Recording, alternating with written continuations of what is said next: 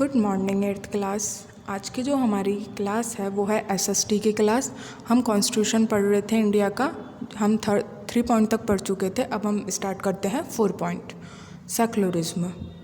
Indian constitution contains the principle of secular state. जो India constitution है उसमें secular state में इसको मतलब आइडल माना गया है जो धर्म से रिलेटेड है। उसके बाद में आता है हमारा this means that the state will protect all the religions equally and will itself regarded no religion as state religion.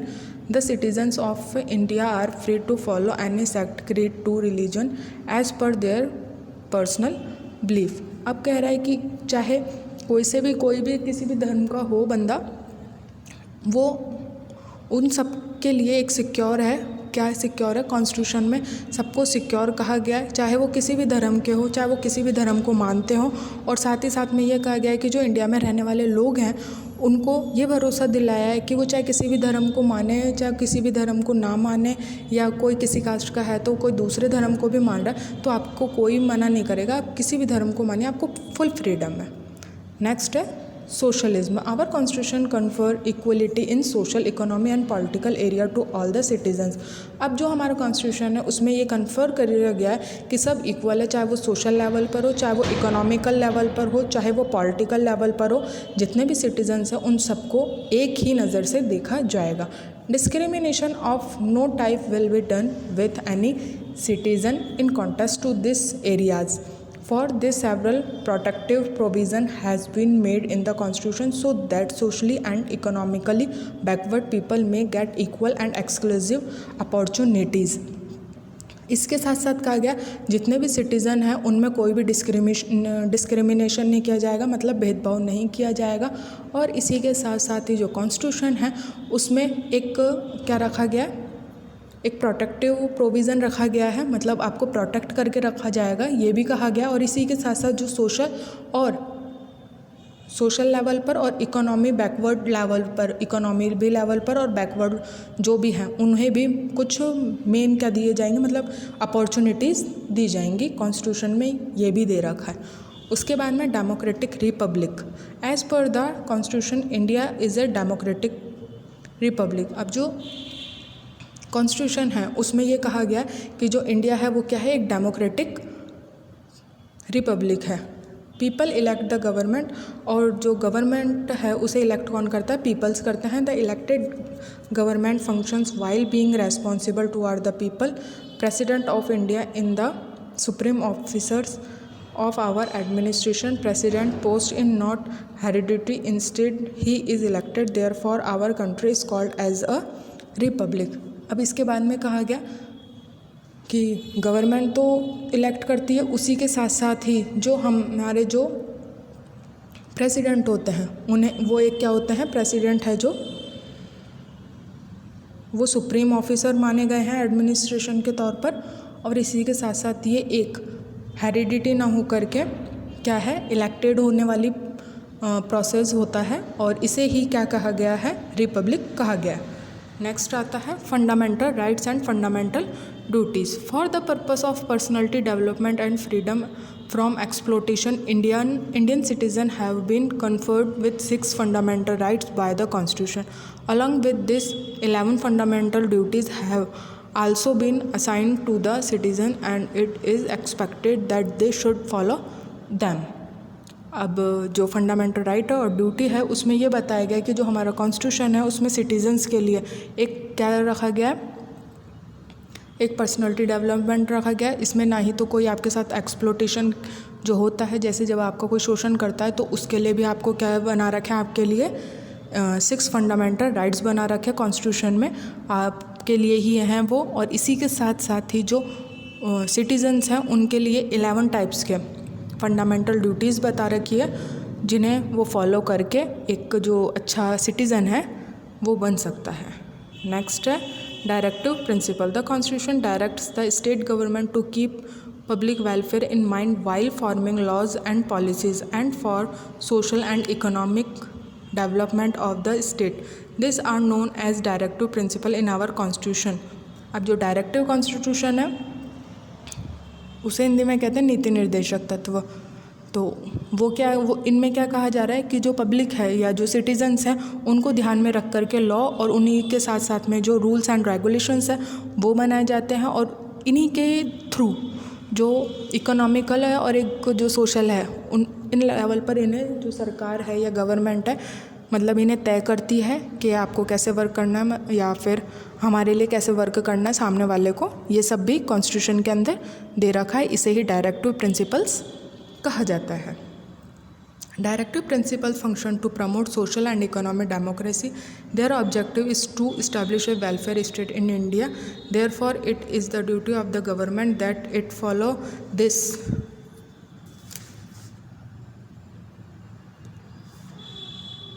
And from policies in a way which benefits. अब जो है ये कह रहा है कि जो डायरेक्टिव प्रिंसिपल्स हैं वो सोशल लेवल पर और इसी के साथ साथ ही जो इकोनॉमिकली है इन दोनों ही लेवल पर इसे बढ़ाता है और इसी के साथ साथ एक वेलफेयर स्टेट इंडिया में पब्लिश करता है। उसके बाद में कह रहा है कि जो गवर्नमेंट की जो ड्यूटी है वो क्या है, इन सबको मतलब बना करके और इन सबको इनका बेनिफिट देना। Each and every individual in the nation, however like fundamental rights, this cannot be enforced by law। इसके बाद में कह रहा है कि जो हमारे फंडामेंटल राइट्स हैं वो भी कभी हमें इस तरह के मतलब जानबूझ करके मतलब फोर्स नहीं करता है कि हम इन्हें माने ही माने, सिर्फ हमारे लिए बनाए हुए हैं ये, ठीक है। नेक्स्ट है federal administration system. Our constitution establishes a federal administration system. Indications of a federal administration system such as governments at central and state level, division of powers, written constitution, independent judiciary, etc. Our constitution describe India as union of state, but Indian union is neither a result of mutual consent of the state nor any state has the right to get separated from the union। अब जो कह रहा है इसमें federal administration system में कि जो हमारा कॉन्स्टिट्यूशन है वो फेडरल के लिए ही क्या करा गया है, फेडरल जो एडमिनिस्ट्रेशन सिस्टम है उसी के लिए ही बनाया गया है। और ये हमें इंडिकेट करता है किस चीज़ के लिए, एक तो सेंट्रल और एक स्टेट लेवल दोनों पर ही जो गवर्नमेंट है और जो उसकी पावर्स हैं और उसको जो डिवाइड किया गया है रिटर्न कॉन्स्टिट्यूशन और इसी के साथ साथ ही जो इंडिपेंडेंट जुडिशरी है इन सबको ऐड भी किया गया। और जो कॉन्स्टिट्यूशन है हमारा वो इंडिया में इसे क्या कहा जाता है, इंडिया में इसको यूनियन ऑफ स्टेट कहा गया है, ये नाम दिया गया है। और जो इंडिया है उसमें ना तो यूनियन लेवल पर और ना ही स्टेट लेवल पर, दोनों में ही मतलब इक्वल माना गया है और ना ही इसको अलग बताया गया, मतलब दोनों ही काम साथ में करते हैं। उसके बाद में आता है parliamentary form of government. The constitution has adopted a parliamentary form of government in which the executive is responsible toward the legislature. In this system the president is the constitution head and the actual power of administration vest with the Council of Ministers, which is responsible for its act toward the Lok Sabha, which is a house of parliament directly elected by the people। A parliamentary form of government में क्या कहा गया, जो constitution है उसमें हमारा जो India है उसके लिए कहा गया है कि पार्लियामेंट्री ऑफ गवर्नमेंट को एक्सेप्ट किया गया है और इसी के साथ साथ ही एग्जीक्यूटिव है और जो लेजिस्लेचर है इन्हें भी क्या माना गया है, एक सिस्टम का हिस्सा माना गया है। और जो प्रेसिडेंट है वो किसका, कॉन्स्टिट्यूशनल का हेड माना गया है, मतलब हेड कहा जाता है उसे। और जितने भी जो भी पावर्स हैं वो किसे दी गई है, काउंसिल ऑफ मिनिस्टर्स को दी गई है। और जो इसके जो पार्लियामेंट में जो भी वर्क होते हैं वो कहाँ पर के होते हैं, डायरेक्टली मतलब इन सब का जो रेस्पॉन्सिबल बंदा होता है वो कौन होता है, लोकसभा होती है। उसके बाद में independent judiciary. Arrangements of an independent and impartial judiciary has been made in the country so that all the citizens may get justice, their rights may be protected and the administration continues to function as per the constitution। जो India है या जो हमारी country है उसमें इसे एक बिल्कुल क्या कहा गया है, इंडिपेंडेंट जुडिशरी कहा गया है, माना गया है। और इसी के साथ साथ जो सिटीज़न हैं उन्हें जस्टिस के लिए और उनके जो राइट है उनको प्रोटेक्ट करने के लिए कॉन्स्टिट्यूशन में बताया गया है। The judiciary is kept free from both the executive and the legislature. और कहा गया है कि जो एग्जीक्यूटिव है और जो लेजिस्लेचर है दोनों ही मतलब बिल्कुल फ्री है इस काम के लिए। Rigid and flexible, it is neither very easy nor very hard to make amendment in our constitution. जो हमारा कॉन्स्टिट्यूशन है ना ही तो ज़्यादा हार्ड है और ना ही ज़्यादा फ्लेक्सिबल है, मतलब सो है। और कुछ अमेंडमेंट किए गए, specially majority is required to make some important amendments in the constitution while other amendment can be made through a simple majority itself. अब कहा गया है कि जो कॉन्स्टिट्यूशन है उसमें ऐसे अमेंडमेंट करे गए हैं कि मेजोरिटी होनी आवश्यक है, मतलब बहुत ज़्यादा नीड है मेजोरिटी की। अगर मेजोरिटी नहीं होगी तो आगे का काम नहीं होगा। और इसी के साथ साथ ही ये भी कहा गया, जो अमेंडमेंट भी किए गए हैं कि मेजोरिटी होने के बाद में ही कुछ अदल बदल सकता है। सिंगल सिटीजनशिप, अब जो हमारी कंट्री है उसमें सिंगल सिटीजनशिप को ही प्रिफर कर रखा है। Nonetheless, there is federal form of administration in our country, but the Indian citizen have not been given the citizenship of their respective state. They are only the citizen of India. Single citizenship promotes the notion of unity in the country.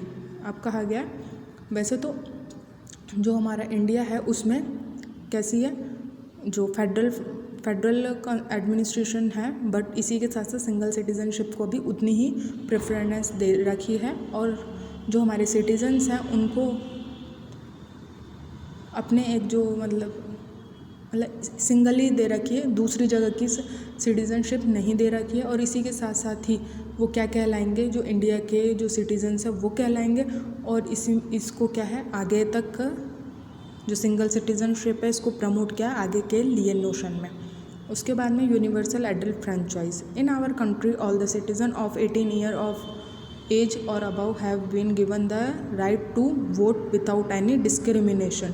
अब कहा गया है कि जो हमारी country है, country में जो कॉन्स्टिट्यूशन है उसमें ये दे रखा है कि 18 साल या फिर 18 साल से ऊपर के जो लोग हैं, चाहे लड़की हो चाहे लड़का हो, कोई भी हो, वो ही वोट देगा, उसके नीचे वाले नहीं देंगे। और उनके साथ में कोई डिस्क्रिमिनेशन नहीं किया जाएगा। उन्हें पूरा राइट है कि वो वोट दे इलेक्शन में। उसके बाद में है, इतने हमारे ये पूरे के पूरे कैरेक्टरिस्टिक्स ख़त्म हो चुके हैं। अब दे रहा है, we can conclude from the above mentioned characteristics that the constitute assembly have made all the possible efforts to from an excellent constitution. Many exclusive characteristics and thought have been incorporated in the constitution, which makes it an idol of public aspirations and an unparalleled constitution in the world.